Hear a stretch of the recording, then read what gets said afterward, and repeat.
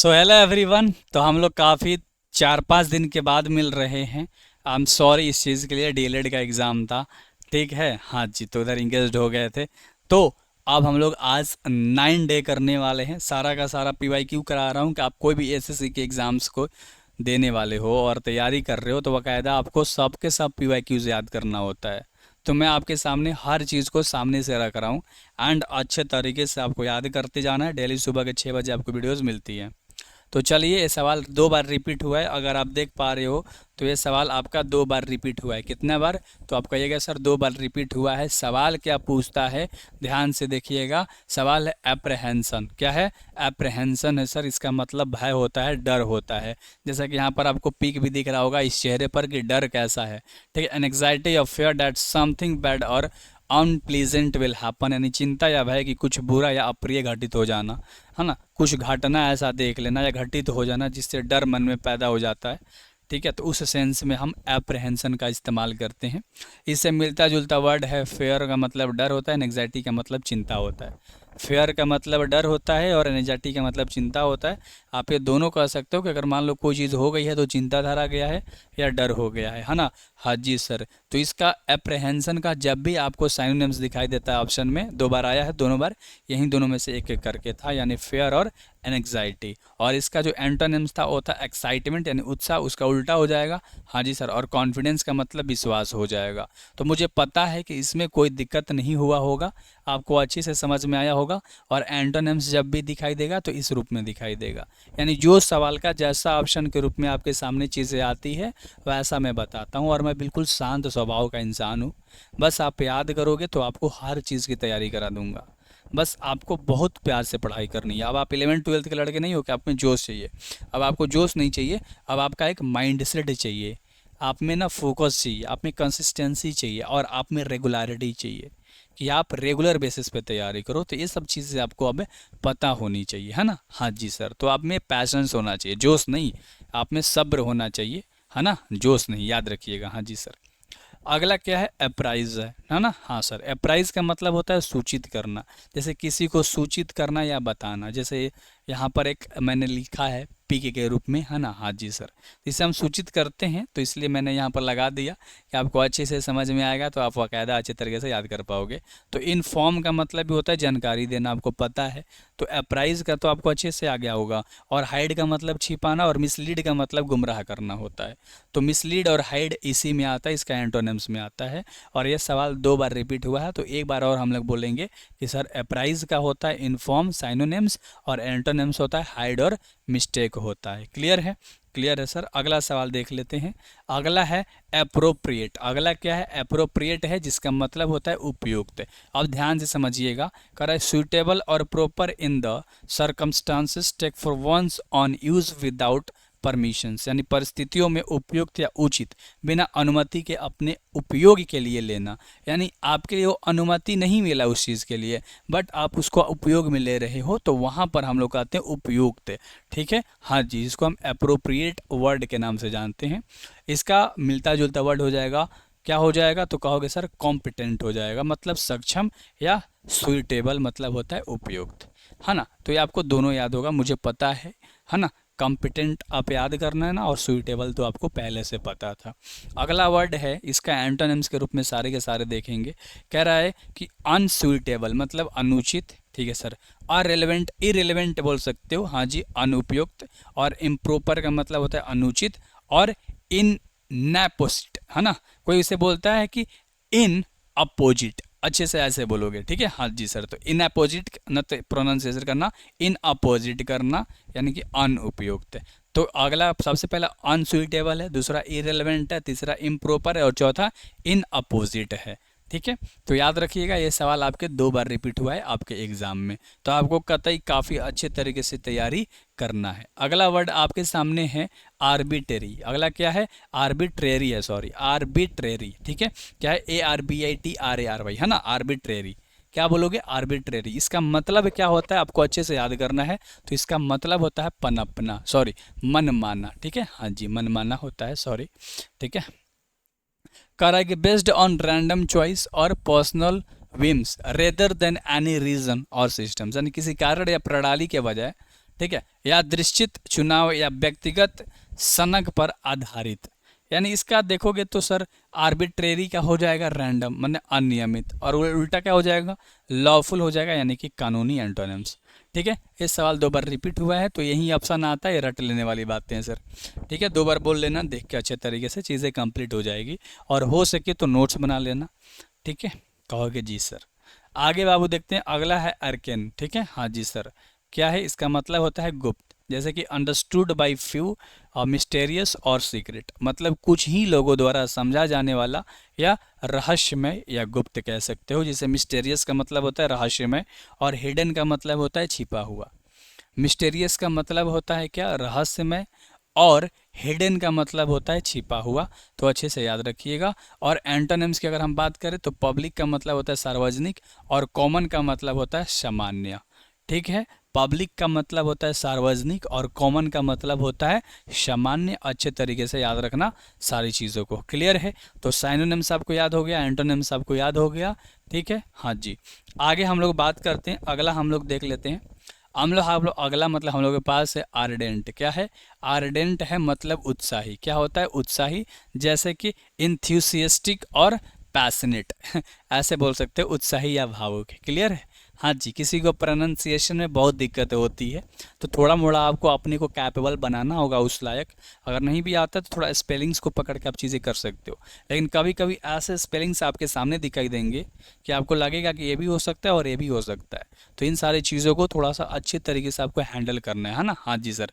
Synonyms क्या हो जाएगा, कहोगे सर पैशनेट हो जाएगा मतलब उत्साही, और डिवोटेड हो जाएगा मतलब कि समर्पित। उत्साही या समर्पित कह सकते हो, मतलब किसी काम को लेकर आप उत्साहित हो या समर्पित हो, यानी मैं काम कर दूंगा। उत्साहित का मतलब वही है भाई साहब, मेरे को मतलब थोड़ा सा एक्साइटमेंट लेवल अलग है भाई, मैं पैशनेट हूँ इस काम के लिए, मैं कर लूंगा खुशी पूर्वक। ठीक है, हाँ।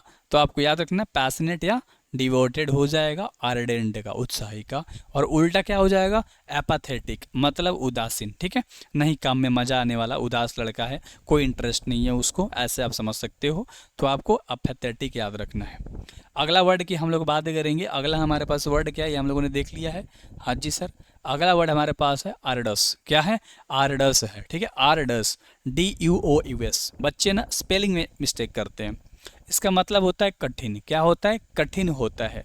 आप ध्यान से देखो, इन्वॉल्विंग और रिक्वायरिंग। ठीक है, स्ट्रेनस, एफर्ट, डिफिकल्ट एंड, है ना, क्या है, टेरिंग, मतलब कठोर प्रयास की आवश्यकता या शामिल, कठिन और यहाँ पर है थकाऊ। ठीक है, डिफिकल्ट का मतलब कठिन होता है भाई, है ना। टेरिंग का मतलब क्या होता है, थकाऊ। ठीक है, हाँ जी। डिफिकल्ट का मतलब मुश्किल, और स्ट्रेनस का मतलब होता है परिश्रमी। तो कोई दिक्कत नहीं था, आपने पहले से वर्ड याद किया, आपको एक ही वर्ड पे फोकस करना है, स्ट्रेनस। ठीक है, हाँ जी सर, हम याद कर लेंगे स्ट्रेनस, STRENUOUS। क्लियर है, कोई दिक्कत नहीं है जी। इसका एंटोनिम्स क्या हो जाएगा, आप कहोगे कि सर फ्रैगिल हो जाएगा मतलब नाजुक, क्योंकि उधर मुश्किल की बात कर रहा है सर, उधर परिश्रमी की बात कर रहा है, उसका उल्टा इधर नाजुक ही होगा ना, सरल ही होगा, फैसिल। एफर्टलेस हो जाएगा सहज, यानी कि एफर्टलेस। हाँ सर, एफर्टलेस, कोई एफर्ट मारता है तो मतलब कोशिश करता है ना। लेकिन यहाँ पर एफर्टलेस कह रहा है मतलब सहज सरलता वाला। इजी का मतलब आसान होता है, और डबल का मतलब क्या होता है, तो आप कहोगे कि सर संभव होता है, DOABLE। और ये सवाल देख रहे हो कितना बार आया है ये सवाल, तो भाई जितना इसको VVI कर दूँ ना, VVI यानी very very very very important, उतना भाई साहब ये अपने आप में इम्पोर्टेंट है। क्लियर है, हाँ जी।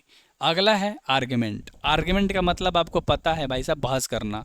कोई किसी के बात में आके बोलने लगता है तो आर्गुमेंट करने लगता है, और लोग उसे डांटते हैं कि भाई बेवजह क्यों आर्गुमेंट कर रहा है तू। ठीक है, हाँ जी सर। तो यहाँ पर आर्गुमेंट है मतलब तर्क वितर्क या बहस कर। ये सवाल 2 बार आ चुका है। ठीक है, a strong and sometimes angry disagreement and talking to discussion something, यानी किसी बात पर बातचीत या चर्चा कर तीव्र, कभी कभी गुस्से से भरी असहमति से बीच में बोल देना। ठीक है, असहमति से, आप समझ रहे हो सर आर्गुमेंट क्या होता है, बीच में आप कूद जाना, या तर्क वितर्क में थोड़ा सा उस शब्द का इस्तेमाल कर देना, या बेवजह बोल देना, ये सब आर्गुमेंट्स होता है। या 2 लोग बात कर रहे हैं तो तीसरा आके टपक गया बीच में, तो आर्गुमेंट कर दिया, है ना। हाँ जी। तो इसका हो जाएगा एक्सप्लेनेशन, स्पष्टीकरण, कोई आर्ग्यूमेंट करके स्पष्ट करने की प्रयास करता है। और एग्रीमेंट हो जाएगा यानी सहमत होना। तो कोई दिक्कत नहीं है, दो ही है और यही बार बार ऑप्शन आपको देखने को मिलता है।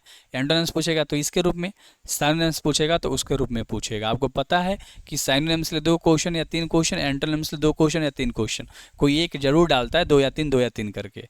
ठीक है, पूरा वेटेज ले रखा है वोकेबलरी आधा, आपको पता ही है। अगला है एरिड। एरिड का मतलब होता है बंजर। क्या होता है? बंजर। कोई भूमि है जो कि बंजर है, ठीक है, जहाँ पर जल उल नहीं है। ठीक है, हाँ। देखो, ड्राई का मतलब सूखा, बिना जल वाला भूमि। ठीक है, और वेट का मतलब गीला, जहाँ पानी है। फर्टाइल का मतलब उपजाऊ, जहाँ पानी का मात्रा है। तो एरिड आप अच्छे से याद रख सकते हो, ये सवाल 2 बार आया है। ठीक है, ज़्यादा आपको फोकस नहीं करनी है, अच्छे तरीके से सारी चीज़ें करनी है, डरो मत। एक एक चीज़ याद होगा। अगर आप डेली के सुबह के 6 बजे जुड़ रहे हो, अच्छे तरीके से आप बिना ज़्यादा मेहनत के अच्छे तरीके से तैयारी कर पाओगे। अगला कह रहा है अरोमा। अरोमा का मतलब होता है सुगंध। क्या होता है? कहोगे आपकी सुगंध होता है, अरोमा का मतलब है। जैसे ये रिपीट 3 बार हुआ है। ठीक है, जैसे कि कह रहा है अ डिस्टिंक्टिव या टाइपिकली प्लेजेंट स्मेल्स, जैसे कि एक विशिष्ट आमतौर पर सुखद गंध। क्लियर है? हाँ जी सर। इसका साइनम्स क्या हो जाएगा कहोगे सर? सेंट हो जाएगा, सेंट, है ना। स्केंट मत पढ़ना, ये सेंट है, खुशबू। ठीक है, हाँ सेंट है, एस साइलेंट है सर, CENT। और स्टिंग का मतलब होता है दुर्गंध। तो सेंट याद रखना बहुत इंपॉर्टेंट है भाई। ठीक है, और अगला क्या है? स्टिंग है, स्टिंक्ट। ठीक है, अरे भाई ए क्या मनीष यार। ठीक है, चलो STIN के, क्लियर है ना। ये दुर्गंध है और ये क्या है? सुगंध है ना, सेंट। कोई इत्र भी बोलता है। अरोमा माने सुगंध, आपने देख लिया। इसका रिपीटेड सवाल डाल दिया गया है, कोई बात नहीं। अगला है अरेग्न। अगला क्या है? अरेग्न मतलब होता है, 2 बार तो रिपीट हुआ है, दोष लगाना।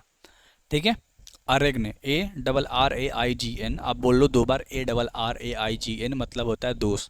ठीक है, हाँ जी सर। तो दोष किसी पे लगाना, जैसे call to bring someone before a court to answer a criminal charges, यानी किसी अपराधी आरोप पर जवाब देने के लिए किसी व्यक्ति को अदालत में बुलाया गया है। मतलब उस पर आरोप लग गए हैं, दोष लगा दिया गया है, मतलब कि अरेग्न कर दिया गया है।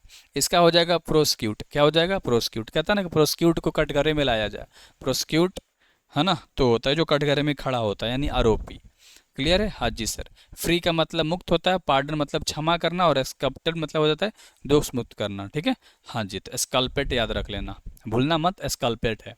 क्लियर है? आगे बढ़ जाए। अरे एस्कल्पेट है, अरे आगे बढ़े, बोलो ना, एस्कल्पेट है जी। ठीक है सर, आगे बात करते हैं। अगला हमारा है एरोगेंस। एरोगेंस का मतलब अहंकार होता है, जिसमें बहुत ज़्यादा गुस्सा होता है, मतलब कुछ सोचे बिना बोल देता है, अहंकार रूपी बातें करता है, उसको एरोगेंस बोलते हैं। क्या बोलते हैं? एरोगेंस बोलते हैं, ARROGANCE।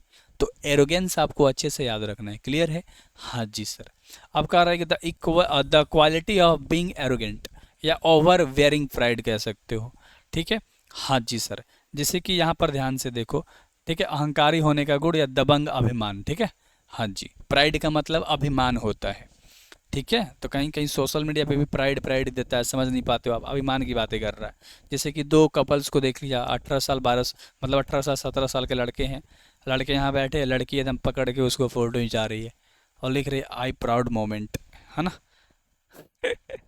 मतलब कि मेरे अभिमान का जो है ना, ये मतलब मोमेंट है एक, भाई ये एक समय जो है ना मेरा, है ना, वो अभिमान वाला समय है। प्राइड मेरा अभी 7वें आसमान पर है।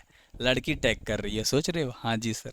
तो साइनम्स क्या हो जाएगा? डोमिनेंस हो जाएगा, मतलब प्रभुत्व। और कंसेप्ट मतलब होता है घमंड। तो कॉन्सेप्ट आपको पहले से पता था, CONCEIT, कंसेप्ट आपको पहले से पता था जी सर, बिल्कुल पता था। अगला एंटोनिम्स की अगर बात करोगे तो ह्यूमिलिटी मतलब विनम्रता, और सबमिसिवनेस मतलब होता है विनम्रता।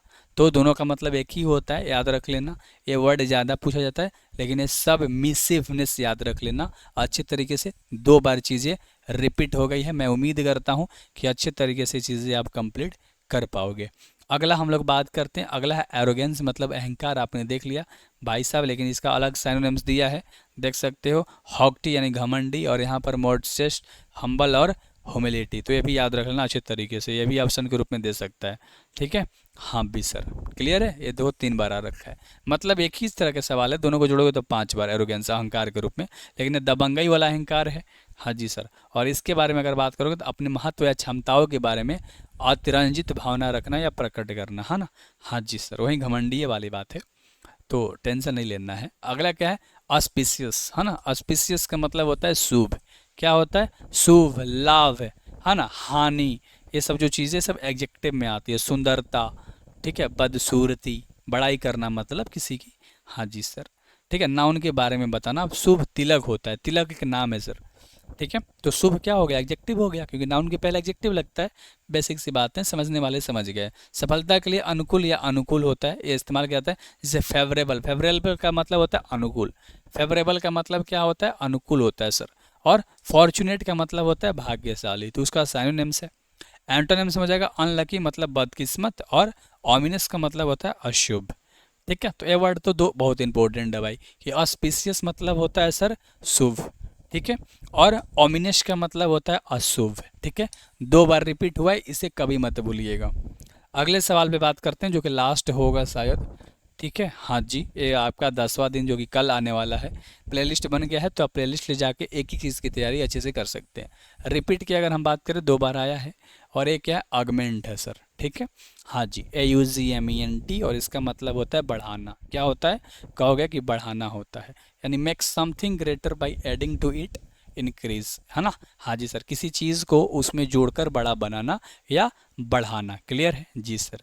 जिसे इन्हेंस यानी बढ़ाना, कोई भी चीज़ है उसको और हल्का हल्का करके बढ़ा रहे हैं, मतलब इन्हेंस कर रहे हैं। कोई कहता है ना, अपने पर्सनालिटी को इन्हेंस कर लो, अपने चेहरे को भी इन्हेंस कर लो, थोड़ा थोड़ा करके और अच्छा कर लो, ब्राइट कर लो।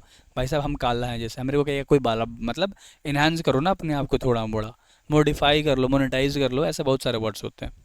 एंटोनिम्स की बात करोगे तो डिग्रेड यानी गिराना, डिक्रीज मतलब यहाँ पर हो जाएगा घटाना, और डिमिनिश का मतलब होता है कम करना। क्लियर है? तो कहोगे सर बिल्कुल, डिग्रेड हम कर सकते हैं, डिक्रीज कर सकते हैं, और डिमिनिश कर सकते हैं, है ना, कोई दिक्कत वाली बात नहीं है सर। आगे चलते हैं, तो हमारा कल ये आने वाला है, सुबह के 6 बजे डेली वीडियोज़ आती हैं, है ना। हाँ जी सर, तो काफ़ी अच्छे तरीके से आपको मेहनत करना है, ईमानदारी से मेहनत करना है, लगन से मेहनत करना है। एंड आप ये ट्राई कीजिएगा कि मैं कैसे फोड़ सकता हूँ अपने एग्ज़ाम में एक अच्छा number. So thank you very much everyone, मिलते हैं कल की क्लासेस में सुबह के 6 बजे। तो जुड़ना जल्दी करें, हर भूले नहीं, है ना। और मनीष सर को इजाज़त दीजिए, कल मिलते हैं। आप मनीष भाई भी बोल सकते हो, कोई दिक्कत नहीं है। ठीक है, चलो तो मिलते हैं कल के क्लासेस में। थैंक यू एवरीवन, ऐसे ही बनाए रखिएगा प्यार, और सब्सक्राइब करके जाइएगा, क्योंकि आप ही को ज़रूरत है PYQs की, है ना। हाँ जी।